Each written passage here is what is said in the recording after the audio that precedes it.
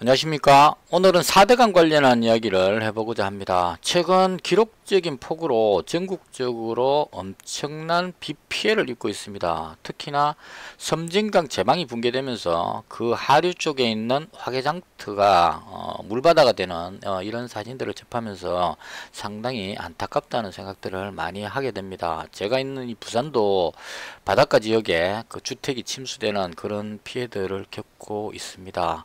인명피해도 많이 나고 있고요. 급기야 이 부분이 정치권으로 불똥이 튀어서 4대강 관련한 논쟁으로 이어지고 있는 것 같습니다. 한쪽 측에서는 4대강 공사를 안 했기 때문에 섬진강 제방이 붕괴됐다. 그래서 4대강 공사가 홍수를 막는데 도움이 됐다. 이런 주장을 펼치고 있고, 다른 쪽에서는 무슨 소리 하느냐, 4대강 보 때문에 물길이 막혀서 홍수가 발생하고 있다. 이런 주장을 펴고 있습니다.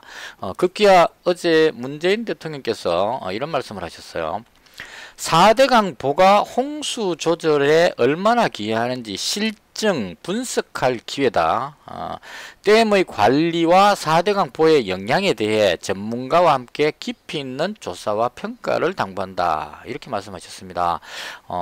아주 시기적절한 좋은 말씀을 하셨다. 저는 그렇게 생각을 합니다. 그래서 우리는 지금 이 시점에서 과연 4대강이 어떻게 만들어지게 되었고 어떤 영향들이 있어 왔는지에 대해서 한번 살펴볼 필요가 있지 않느냐, 그렇게 생각을 합니다. 먼저 4대강 공사라는 것은 이명박 대통령께서 그 후보 시절에 그 대운하 공약을 세우셨죠. 다소 조금 멍뚱한 배가 산으로 가는 이 공약이었는데요. 예를 들어서 부산에서 낙동강을 타고 그 배를 타고 낙동강을 거쳐서 여기서 이제 이게 그 뭐죠, 산을 넘어가야 되죠. 여기는 이제 배를 그 무슨 이 공법을 이용해 가지고 물을 채워 갖고 배를 위로 띄워 가지고 건너가고 다시 물을 빼고 뭐 이런 그 파나마 운항가 뭐 그런 쪽에서 하는 그런 방식을 사용해서 건너간 다음에 한강으로 가서 서울에 도착하는 이런 이제 주장을 펼쳤는데요. 개인적으로 저는 이 부분은 조금 아니지 않느냐. 왜냐하면 부산에서 배 타고 이렇게 돌아가면 인천까지 가면 되는데 굳이 이걸 산을 뚫고 배가 산으로 가야 하느냐 하는 그 의문이 좀 있었습니다. 그래서 이제 대통령 당선되고 나서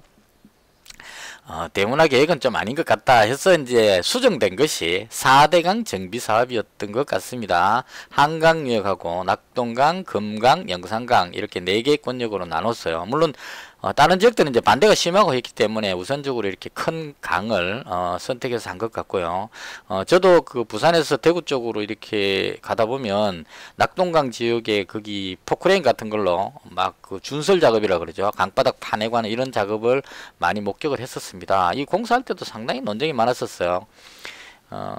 그 환경 관점에서 봤을 때 강바닥을 파내고 이렇게 하면 생태계가 파괴된다. 그리고 자연스럽게 흘러가는 물길을 인위적으로 막게 되면 이건 그 생태계 파괴 뭐 이런 쪽 이런 비난들이 상당히 많았습니다. 그래서 찬반 논쟁이 아주 심했던 그런 것으로 기억을 하고 있고요. 그 다음 그 이 이후에도 지금 보이시는 게 이제 4대강 수문인데요. 보를 설치하고 수문을 설치함으로 해서 물을 이제 가두는 역할이 생기다 보니까 녹조가 아주 심해지는 그런 현상이 생겼습니다. 그래서 이제 녹조 라떼라는 그런 신조어가 나오면서 수질 오염이 되고 있는 것은 모든 것은 보 때문이다. 이런 쪽에 그 비난 여론이 많을 때가 있었습니다. 근데 그 몇 년 전인가 그 가뭄이 아주 심할 때가 있었어요. 비가 너무 안 와가지고 그때 이 비록 녹조 라떼 물이었지만 이 보에 갇혀 있는 물을 사용해서 농경지에 물을 공급하는 그런 상황이 그 발생을 하게 됐습니다. 그래서 이제 그 파이프를 사용해서 대단위로 이렇게 물을 퍼가지고 가뭄이 심한 지역에 물을 공급하는, 그래서 가뭄을 해소하는 데 도움이 된다 이런 쪽 측면이 또 나타났습니다. 그래서 제가 봤을 때는 녹조가 심해서 생태계가 파괴되는 어떤 그런 부분도 있지만 가뭄이 심할 때는 그 가뭄을 해결하는 데 도움되는 측면도 있구나 하는 생각을 하게 됐습니다. 이번에도 마찬가지죠. 이번 그 폭우로 제방이 붕괴되는 그 일이 발생을 했는데요. 맨 위에 보시는 이 사진이 섬진강의 제방이 붕괴되는 이 사진입니다. 그 보수 측 그 정당에서 주장하는 거죠. 섬진강을 4대강 공사를 안 했기 때문에 터졌다 이렇게 이제 주장을 합니다. 근데 이 왼쪽 편에 보이시는 이 사진은 낙동강 제방이 붕괴되는 사진입니다. 이건 또 그 진보 측 그 여당 측에서 주장을 하는 보를 설치했기 때문에 물길이 막혀서 제방이 터졌다. 보 때문이다. 이런 주장을 하고 있죠. 오른쪽에는 영산강에 제방이 붕괴되는 사진입니다. 그래서 제가 봤을 때는 4대강에 보를 설치한 곳이나 안 한 곳이나 제방이 다 터졌다는 얘기죠. 그래서 이건 보가 설치되었기 때문이냐 아니냐 논쟁으로 가는 것은 좀 무리가 있지 않느냐. 제가 봤을 때 이 문제는 기록적인 폭우가 발생했다는 이 부분이 팩트인 것 같습니다. 우리가 중점적으로 생각이 될 부분이. 왜냐하면 최근 들어서 기상이변이 많이 생기고 있거든요. 중국에서도 그 어마어마한 샨샤댐, 전 세계 최고로 크다는 이 댐이 붕괴될 위기에 처하는 이런 초유의 사태가 발생을 했습니다. 만약 그 댐이 붕괴된다면 그 남쪽 하류 쪽에 있는 우한이라든가 이런 도시들이 다 물에 잠기는 어마어마한 피해를 가져올 수 있는 이런 기록적인 폭우가 발생을 했다는 얘기죠. 이전에 나오지 않는 일들이 발생하는 이런 상황에 접하고 있기 때문에 지금 이 시점에서 과거에 4대강 보를 설치했느냐 안 했느냐, 네가 잘했니 내가 잘했니 이렇게 싸우고 있는 정치권의 한심한 행태는 이제는 멈춰야 되지 않느냐. 그래서 대통령께서 말씀하신 것처럼 이제는 4대강 그 보가 잘 됐느냐 안 됐느냐 이 부분 했는 것이 좋은 일이었냐 나쁜 일이냐 이런 과거에 대한 판단을 하는 것보다는 앞으로의 그 미래를 생각해야 되겠죠. 4대강 보가 홍수 조절에 얼마나 기여하는지 이제 분석을 할 필요가 좋은 기회죠. 그 다음 그 분석을 통해서 앞으로 이런 부분들을 어떻게 보완해서 더 많은 폭우가 쏟아졌을 때 제방 붕괴가 되지 않도록 물 관리를 할 수 있을까? 앞으로의 대책을 수립하는 게 더 시급한 상황이다 이런 얘기죠. 그래서 이제는 기존의 어떤 그 보라든가 이런 제방 가지고는 위험할 수 있기 때문에 보다 더 정밀한 분석을 통해서 전문가의 조언을 받아서 강바닥 준설, 이 강바닥에 모래 같은 거 퍼내는 거죠. 준설 작업을 하고 그 다음 제방을 더 튼튼하게 만들어서 앞으로 더 큰 폭우가 내리더라도 튼튼하게 방어할 수 있는 그런 아름다운 강을 만드는 것이 우리의 현재 과제가 아닐까. 우리 미래의 후손들을 위해서라도 지금 늦기 전에 이런 작업들을 해야 될 때가 아닌가 하는 게 개인적인 생각입니다. 보가 설치되어 있는 것이 잘못됐기 때문에 보를 부셔야 된다. 아니면 보가 필요하기 때문에 놔둬야 된다. 이걸 사올 일이 아니고 이미 만들어진 보를 어떻게 보완해서 만약에 물길이 막혀서 보로 인해서 녹조가 생긴다면 수문 개방이나 혹은 다른 쪽으로 물길을 예비 물길을 튀어서 물을 빼주는 방법, 뭐 이런 여러 가지 보완할 수 있는 방법들이 기술력이 있을 겁니다. 그런 식으로 보완을 해서 과거에 해온 것을 보완해서 앞으로 대비할 수 있는 이런 정책을 펼칠 때가 아닌가 저는 그렇게 생각을 합니다. 그래서 이제는 여당 야당 니탓내탓 하는 시절은 과거다. 이제는 그런 과거의 잘못된 관행은 접고 미래를 향해서 앞으로의 대책에 대해서 논의할 수 있는 그런 정책이 나왔으면 합니다.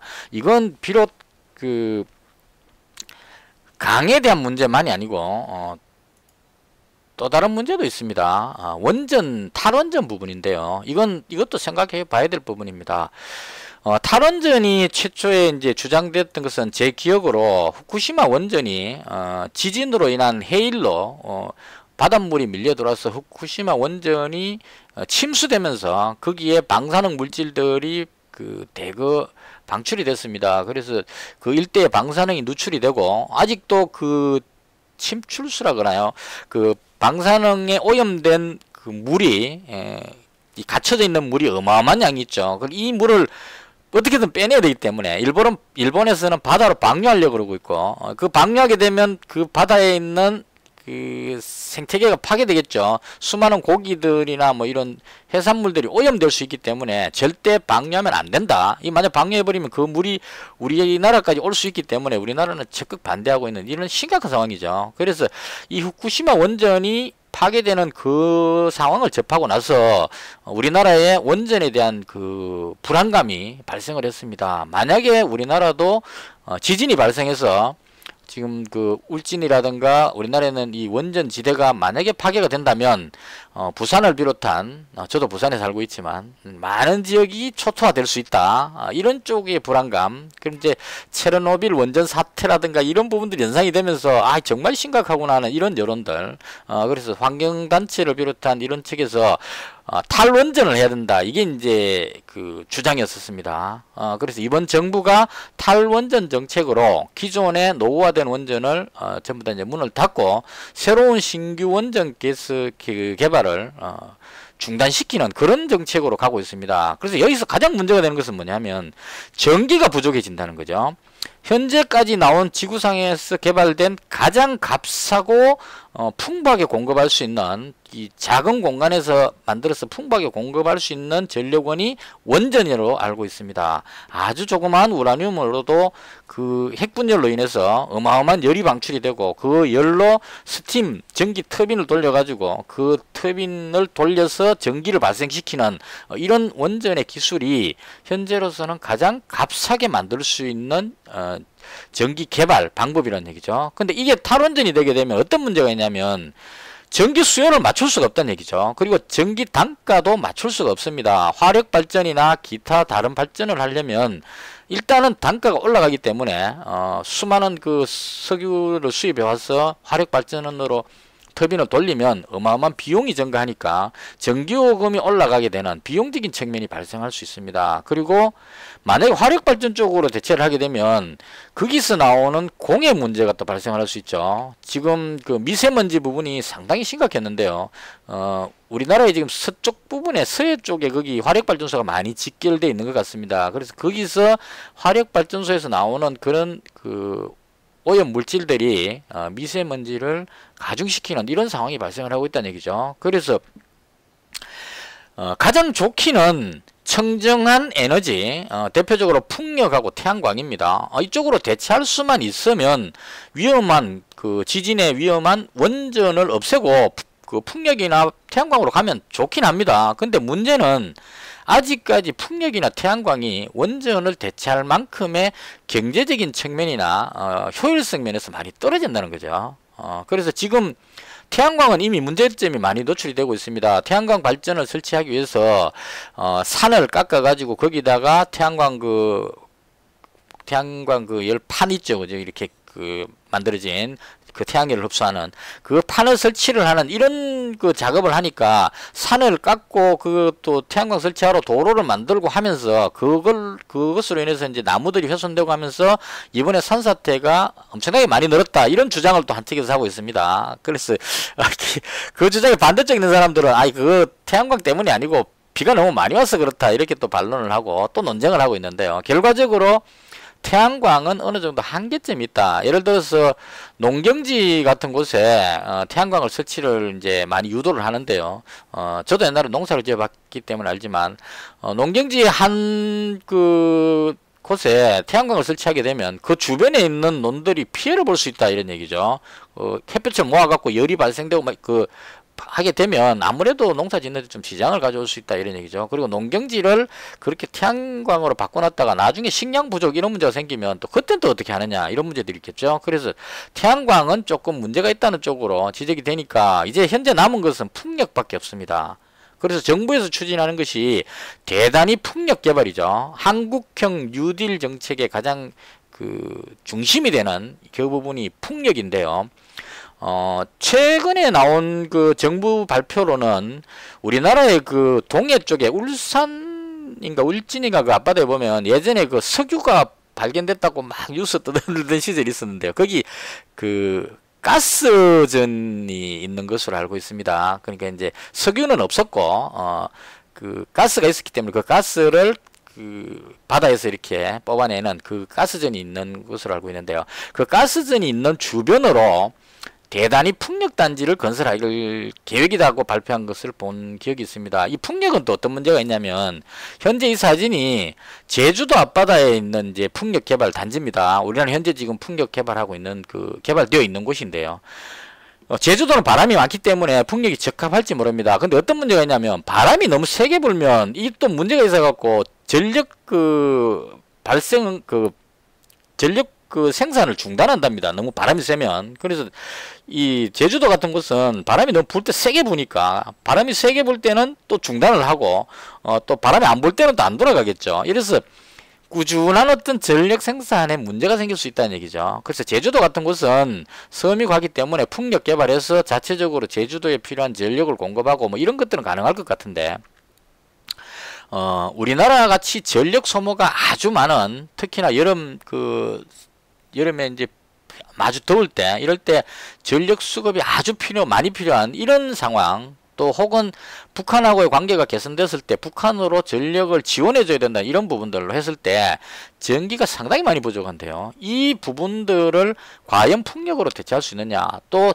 그 동해 앞바다 쪽에 거기다가 풍력 단지를 설치했을 때 과연 이 풍력 바람개비 이 풍력 발전기가 그만큼 효율성이 있느냐 하는 부분도 생각해 봐야 됩니다. 이 풍력 힘들게 만들어 가지고 뭐 그냥 육지에다가 이렇게 세우는 것 같으면 별 문제가 아닌데 바다 위에 띄워 가지고 이걸 설치를 해놨을 경우에 전력 생산하는 건 물론 생산이 가능하겠지만 이후에 보수 작업을 한다거나 기타 뭐 바람이 많이 분다거나 일단 재해가 있을 때 꾸준한 전력 공급이 될 수 있을 것인가 하는 이런 효율성 부분에 대한 검증도 필요하다 저는 그렇게 봅니다. 그래서 이 부분도 마찬가지로 4대강 부분의 어떤 이 보가 효과가 있느냐 없느냐 논쟁보다는 앞으로 폭우에 대비해서 홍수에 대비해서 어떤 개선점을 찾아야 될 것인가 이런 관점으로 전문가들과 함께 토론할 그런 필요성이 있고요.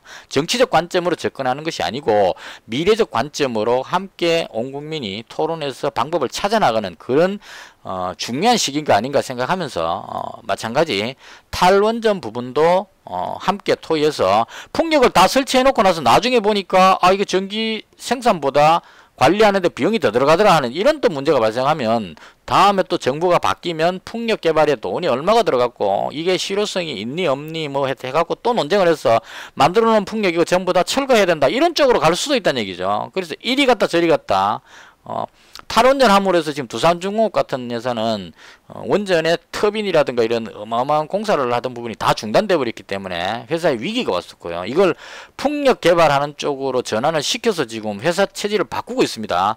만약 다 바꿔가지고 풍력 쪽에 생산을 전문화 시켰는데 풍력으로는 도저히 불가능하다 다시 원전 만들어라 하게 되면 생각 안 해도 끔찍하죠. 이런 문제가 발생하기 때문에 좀 더 먼 미래를 보고 함께 토론해서 합리적인 방법, 미래지향적인 방법을 찾아야 될 것이 아닌가. 대통령께서 말씀하신 부분이 바로 그 부분이죠. 댐의 관리와 4대강 보의 영향에 대해 전문가와 함께 깊이 있는 조사와 평가를 당부한다. 이런 쪽으로 서로 논쟁하기보다는 함께 토론해서 미래 사회에 있는 우리 후손들에게 정말 좋은 아름다운 대한민국을 물려줄 수 있도록 함께 머리를 맞대야 되지 않을까 그렇게 생각을 합니다. 아무쪼록 이번 폭우가 아직도 지금 창밖에 하늘에 구름이 많은 걸로 봐서 비가 계속 오고 있는데요. 올여름 긴 장마에 아무쪼록 비 피해가 없으시기를 바라면서 보다 발전적인 대한민국을 위해서 함께 노력했으면 합니다. 이것으로서 제 방송을 모두 마치겠습니다. 시청해 주셔서 대단히 감사합니다.